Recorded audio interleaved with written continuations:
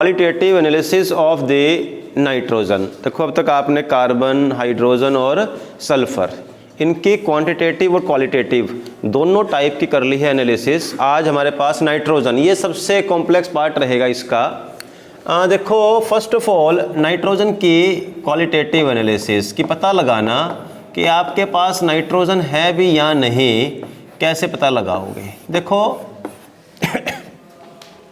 जिस समय लसाइन एक्सट्रैक्ट हमने प्रोड्यूस किया था तो मैंने बताया था आपको कि नाइट्रोजन क्या बनाता है, nitrogen will combine with the carbon and it will make cyanide.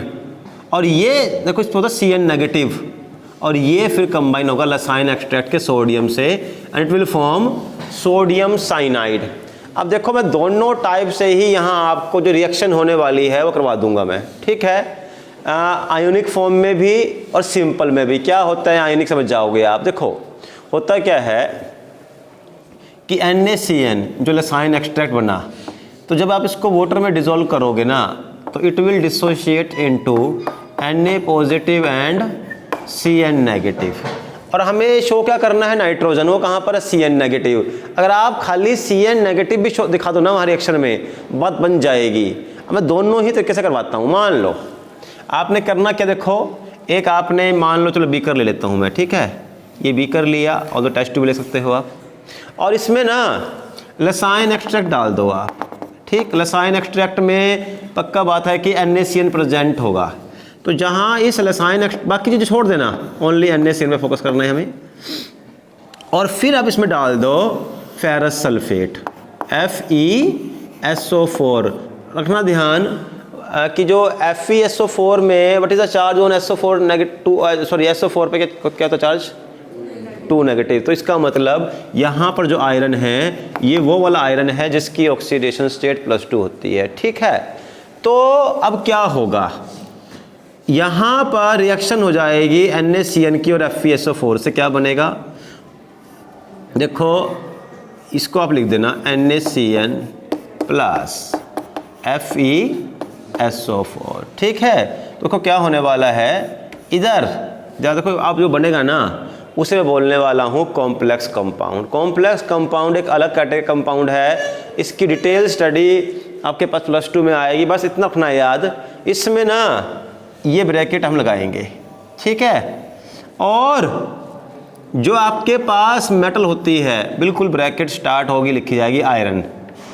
और जरा ध्यान रखो ये आयरन पे कितना चार्ज था यहाँ पर, 2 पॉजिटिव।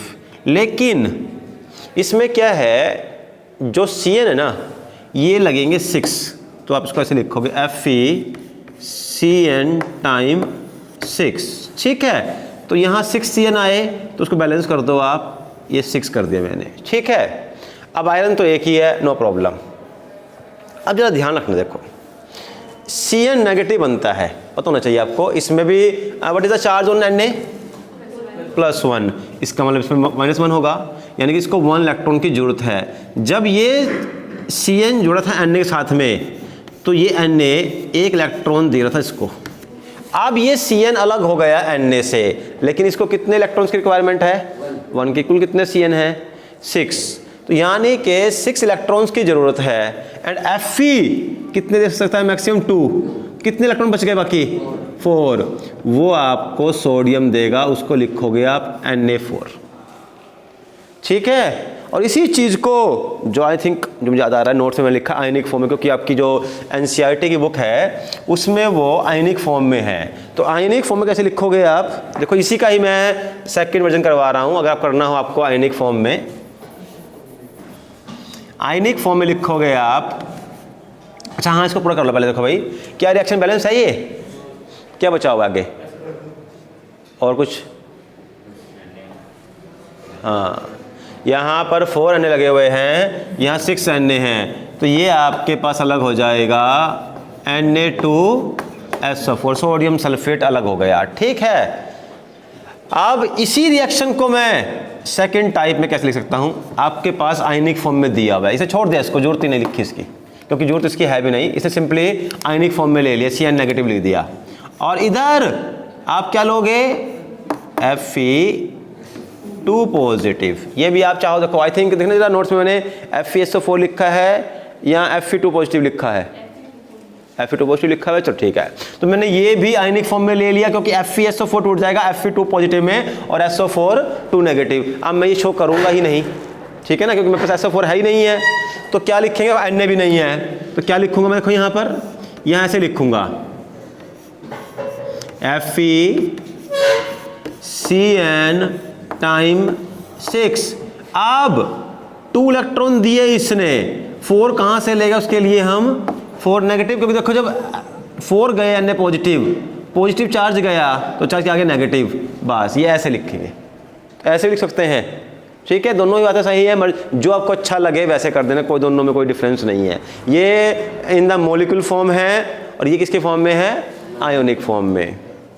अब चाहे तो अब ये ले लो आप, चाहे यहाँ, इसके अंदर आप ना अब क्या ऐड करोगे, क्या करेंगे बताओ, कल बताया मैंने आपको, फर्दर ऑक्सीडाइज करना है इसको, कुछ Fe2 पॉजिटिव को Fe3 पॉजिटिव में कन्वर्ट करना है।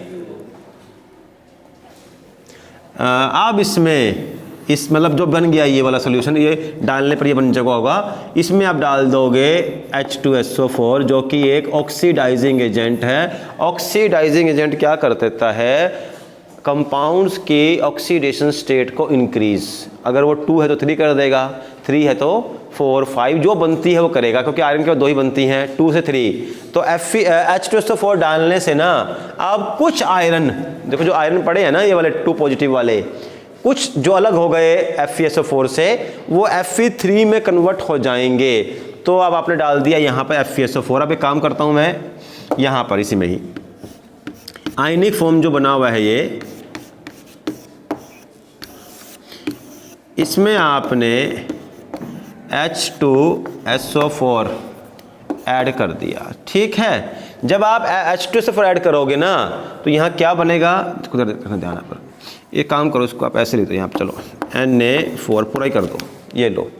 अब जब आपने ये ऐड किया, रखना ध्यान, अब क्या होगा, कुछ आयरन के मॉलिक्यूल Fe2 पॉजिटिव से Fe3 पॉजिटिव में कन्वर्ट हो जाएंगे और वो आयरन इस सोडियम को रिप्लेस कर देंगे यहाँ से। तो उसकी जगह क्या जाएगा Fe, और ये जो Fe आया है ना ये वाला Fe, इसकी कितनी है ऑक्सीडेशन स्टेट, +3। जो +3 में कन्वर्ट, +2 वाले अंदर रहेंगे, जो +3 में कन्वर्ट हो गए वो कहाँ गए, बाहर। और बस ये लो, और यहाँ 4 ही लिखेंगे हम इसको। इसके बाद ये FeCN टाइम 6 ही रहेगा और ये होल थ्राइस, बस। और अब सुनो, बस ये लास्ट चीज थी, ये जो कंपाउंड बनेगा ये वाला Fe टाइम्स 4 FeCN टाइम्स 6 3, इसका कलर होगा Prussian blue, Prussian blue colour. बस अगर आपके पास, देखो मेरी बात सुनो, रिएक्शन आपने समझनी है समझ लो, या एक बार देखो समझने से बात नहीं बनेगी, बाद में आपको इसको मेमोराइज करना भी पड़ेगा, कोई इसमें डाउट नहीं है।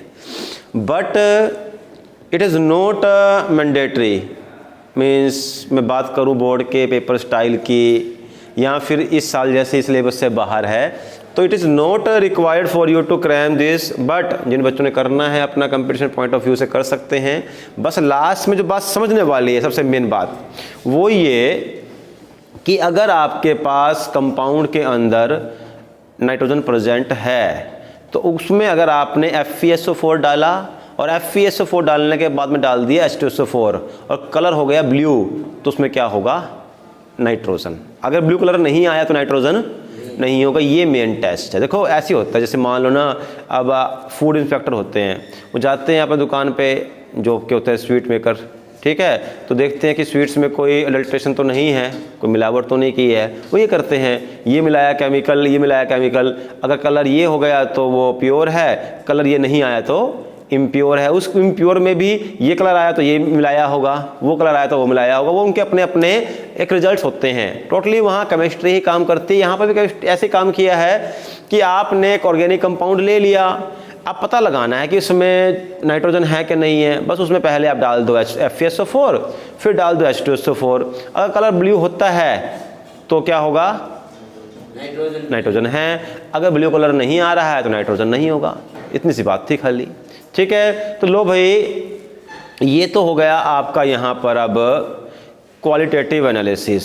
अब इसके बाद यहाँ पे हमें स्टार्ट करना है इसका क्वांटिटेटिव एनालिसिस ऑल्सो, कि पता लगाना हो किसी कंपाउंड के अंदर कितने परसेंट नाइट्रोजन है या कितने ग्राम है। ग्राम पता लगे तो परसेंट तो पता चल जाएगा आपको कि कितने ग्राम उसके अंदर नाइट्रोजन प्रेजेंट है, वो पता लगाना हो। For that what we use quantitative analysis. और नाइट्रोजन के लिए दो मेथड हैं, एक का नाम है डुमास मेथड और एक है जल्डाल मेथड।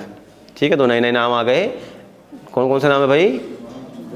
हाँ, डुमास एंड जल्डाल। लेकिन प्रॉब्लम ये है कि जल्डाल में भी के साइलेंट है, वो स्टार्टिंग के से होगी, KJELDHAL। चलो अच्छा बताओ पहले ये क्लियर है कि नहीं है? ठीक है, जो एक मेन बात है क्लियर है।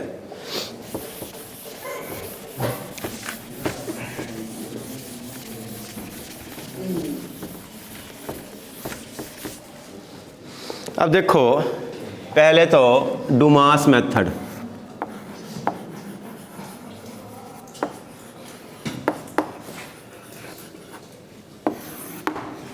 देखो करते क्या है डुमास मेथड में, आपने ना एक ये ट्यूब लेनी है, ठीक है, और ये फर्दर इधर जुड़ी होगी एक और सोर्स के साथ में। जो भी सोर्स मान लो, चलो ये सोर्स मैं जोड़ता हूँ यहाँ पर इसका, इधर से CO2 प्रोड्यूस होगी। क्या प्रोड्यूस होगी? CO2, और यहाँ जाएगी। और ये आपके पास रखा हुआ है ऑर्गेनिक कंपाउंड, इसको आप स्ट्रांगली हीट करोगे। ठीक है,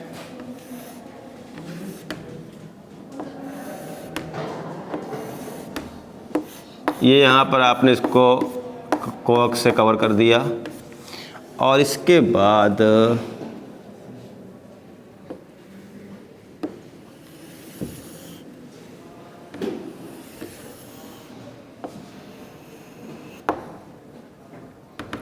ये आपके पास भरा हुआ है KOH सॉल्यूशन। कौन सा सॉल्यूशन है भाई? KOH। यहाँ पे मरकरी सील भी है, बस इतना रखना इसको आप।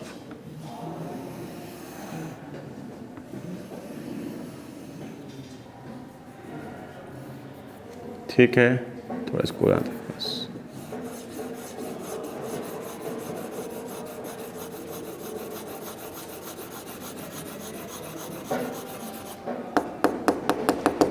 ओके,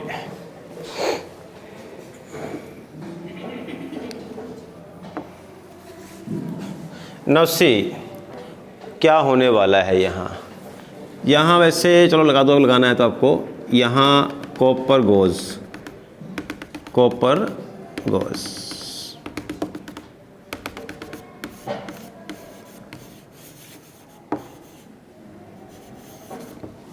नाउ सी होगा क्या। ये रिएक्शन जो आपकी प्रोसेस होगी, it will occur in the atmosphere of CO2। Means यहाँ पर ना CO2 भरी होगी। Why CO2 atmosphere? क्योंकि देखो हमें करना क्या है। अब देखो मेरी बात सुनो, पहले क्या हुआ, आपने पता लगा लिया कि इस कंपाउंड के अंदर क्या है, नाइट्रोजन, पता लगा लिया आपने। ठीक है, अब इसके बाद हमें करना क्या है, वही कंपाउंड ले लो आप और एक्स्ट्रा अमाउंट में, जिसमें पता लगा चुके हो कि नाइट्रोजन है। इस तरीके से आपने इसको हीट करना है यहाँ पे। ठीक है, अब देखो जैसे ही आप इसको हीट करोगे ना, तो क्या होगा, इसमें से जो कार्बन होगा that will change into CO2। ऐसे ही सल्फर होगा SO2 में कन्वर्ट हो जाएगा। अगर हाइड्रोजन हुआ that will change into water. Means यहाँ पर आपके पास CO2, SO2 और वाटर प्रोड्यूस होगा। लेकिन जो नाइट्रोजन देखो वो रहेगा N2 की फॉर्म में। नाइट्रोजन क्या रहेगा, N2 की फॉर्म में। इस क्यों? क्योंकि हमने क्या लिया हुआ है, CO2 एटमॉस्फेयर, इसलिए लिया हुआ है कि कम हो ऑक्सीजन, ताकि जो नाइट्रोजन है that should not change into NO2। अब दूसरी बात एक और भी है, why this copper goes is use. अगर मान लो बाय चांस कुछ नाइट्रोजन कन्वर्ट हो भी जाए NO2 में, मीन्स नाइट्रोजन के ऑक्साइड में, तो क्या करते हैं, यह कॉपर गोज क्या करेगा, ये एक है strong reducing agent. Metals are strong reducing agent, क्योंकि मेटल की क्या हो जाती है अपने आप में ऑक्सीडेशन पढ़ाया हमने 10th क्लास में। Oxidation of iron is known as rusting. कोई भी मेटल हो उसकी बहुत जल्दी होती है ऑक्सीडेशन। अब ये क्या करेगा, अगर कुछ बन गया, मान लो NO बन गया या NO2 बना, वो इसके ऑक्सीजन को एब्जॉर्ब कर लेगा and that will again change into N2। हमें नाइट्रोजन को अलग करना है। तो लो भाई, अब क्या होगा, ये गैसेस यहाँ से पास होंगी, CO2, SO2, water and N2। तो क्या होता है, मेरी बात समझना, ये जो KOH का सॉल्यूशन है, KOH को बोलते क्या हैं, हाँ, पोटेशियम हाइड्रोक्साइड। अब सुनो देखो, क्योंकि पोटेशियम ऑक्साइड का नेचर कैसा होता है, बेसिक। दूसरा, CO2, SO2 कैसी होती हैं, एसिडिक। CO2 एसिडिक है, SO2 भी एसिडिक है, और ये वाटर मॉलिक्यूल्स जो हैं ये भी इसमें एब्जॉर्ब हो जाएंगे, ऑल्दो है तो न्यूट्रल, बट ये एक्वस सॉल्यूशन है, ठीक है। तो ये सब चीज़ें इस KOH के सॉल्यूशन में घुल जाएंगी। लेकिन जो नाइट्रोजन है ना, वो डिजोल्व नहीं होगा। Nitrogen will not dissolve in this, वो इसमें से बाहर निकल के यहाँ इकट्ठी हो जाएगी। यहाँ पर आपकी नाइट्रोजन इकट्ठी होनी स्टार्ट हो जाएगी, ठीक है। ये लो भाई, नाइट्रोजन यहाँ इकट्ठी होने स्टार्ट हो गई। बस अब देखो, जितनी इसमें कंपाउंड नाइट्रोजन होगा उतना बनेगा N2, उतना ही N2 यहाँ इकट्ठा हो जाएगा। बस अब करना क्या है, ऑल्दो ये सब चीज़ें आपको पहले आती होंगी, क्या पता होना चाहिए आपको। अब देखो यहाँ पर ना वो लगे होंगे आपके पास, वो इसका जो वॉल्यूम को मेजर करने के लिए वहाँ पर जो लगे होते हैं मार्क्स, आप पता लगा लोगे कितना वॉल्यूम है नाइट्रोजन का। दूसरी चीज़ आपको ये मालूम होगा कि यहाँ कितना प्रेशर है। अब मेरी बात सुनो, कैसे पता लगाओगे, मान लो ठीक है, ये पता लगा लिया आपने कि इतना तो प्रेशर है और इतना वॉल्यूम है। मान लो मैं कहता हूँ प्रेशर है 770 millimetre of mercury and volume है 50 ml। तो बताओ कितने ग्राम होगी, कोई ग्राम ऐसे निकाल सकते नहीं आप, ग्राम कितने ग्राम है इसमें N2, कोई तरीका है निकालने का? Anybody having any idea about this? अब देखो, जैसे मान लो आपको मालूम हो कि यहाँ इस ट्यूब में कितना प्रेशर है, जैसे मैंने लिया हुआ 770 millimetre of mercury and 50 ml इसका वॉल्यूम है। तो यहाँ पर ना आप एवोगैड्रो हाइपोथेसिस, जो कि फर्स्ट यूनिट में होती है, एवोगैड्रो हाइपोथेसिस का यूज़ करके पता लगा सकते हो कि कितने ग्राम हैं। इवन ml भी पता लगा सकते हो, मतलब उस कितनी होगी उस ml पर, बट वाक्य में करना ही है तो ग्राम निकालनी है। कैसे निकाल लेंगे, देखो एवोगैड्रो ने ये कहा था, एट STP एनी गैस, कोई भी गैस, तो उसके लिए नाइट्रोजन भी आ गई, any gas will occupy, any gas of, कर लो यहाँ 1 mole, any gas of 1 mole will occupy 22.4 litre of volume. अब अगर बात करनी है ml की तो क्या जाएगा, कितने ml करेगा भाई, ठीक है। कोई भी गैस हो उसका 1 मोल, और अगर आपको मोल आ गए तो आप ग्राम निकाल लोगे, क्योंकि N2 का जो 28 ग्राम होगा दैट इज इक्वल टू 1 मोल, तो आप मोल से ग्राम निकाल सकते हो। अब सुनो, ऐसे करेंगे P1V1, ठीक है। अच्छा, अब divide by T1 is equal to P2V2 divide by T2, ठीक है। जरा समझना, मान लो प्रेशर था 770 मिलीमीटर ऑफ मरकरी अभी, तो कितना वॉल्यूम था 50 ml, और देखो टेम्परेचर पता ही होगा आपको कितना है, मैं मानता हूँ temperature standard that is 25 degree Celsius. Usually आपको टेम्परेचर ना दिया होना किसी वजह से गलती से, तो आपको नॉर्मल टेम्परेचर मानना है 298 केल्विन, हम केल्विन में करते हैं हमेशा, तो ये 298 केल्विन आ गया। 298 केल्विन मीन्स 25 डिग्री सेल्सियस, ये एक नॉर्मल रूम टेम्परेचर है। अब सुनो, इस कंडीशन में जब इतना प्रेशर था, इतना टेम्परेचर था, इतना वॉल्यूम है, उसने क्या कहा था, अब देखो हमें निकालना क्या है, यही गैस अगर STP पर हो तो कितना वॉल्यूम होगा। अब ये बताओ व्हाट इज STP, तो कितना होता है टेम्परेचर, STP पर कितना फिक्स है, देखो तो, हाँ तो टेम्परेचर, हाँ तो देखो अब ना तो हमने सेल्सियस लिया ना ही यहाँ पर लिया एटमॉस्फेयर, तो क्या करेंगे, P2 कितना, देखो आप 1 एटमॉस्फेयर कहा था इसने, 1 atmosphere is equal to how much millimetre of mercury,